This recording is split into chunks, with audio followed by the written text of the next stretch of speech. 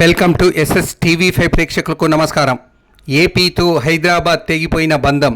AP రాష్ట్ర విభజన జరిగి ఇవాల్టికి 10 ఏళ్లు గడిచాయి. తెలుగు రాష్ట్రాలకు ఉమ్మడి రాజధానిగా ఉన్న హైదరాబాద్లో ఏపీ బంధం ముగిసింది. ఇక హైదరాబాద్ పూర్తిగా తెలంగాణకే సొంతం కానుంది. ఇప్పటికే హైదరాబాద్లో ఏపీకి కేటాయించిన ఆస్తులన్నిటినీ తెలంగాణకు అప్పగించారు. కానీ ఇప్పటికీ విభజన సమస్యలు అపరిష్కృతంగానే ఉన్నాయి. కృష్ణా గోదావరి జలాలు, ఆస్తుల పంపిణీ వివాదాలు, ఉద్యోగుల కేటాయింపు వంటి సమస్యలు ఉన్నాయి. 2014లో రాష్ట్ర విభజన తర్వాత 10 ఏళ్ల పాటు హైదరాబాద్ను ఉమ్మడి రాజధానిగా కేంద్రం ప్రకటించింది. కానీ ఏపీ మాత్రం 2015లోనే అమరావతిని రాజధానిగా ప్రకటించుకుంది. అప్పటి సీఎం చంద్రబాబు హైదరాబాద్ విడిచిపెట్టి వెళ్లారు. తర్వాత జగన్ అధికారంలోకి వచ్చాక 3 రాజధానుల అంశాన్ని తెరపైకి తెచ్చారు.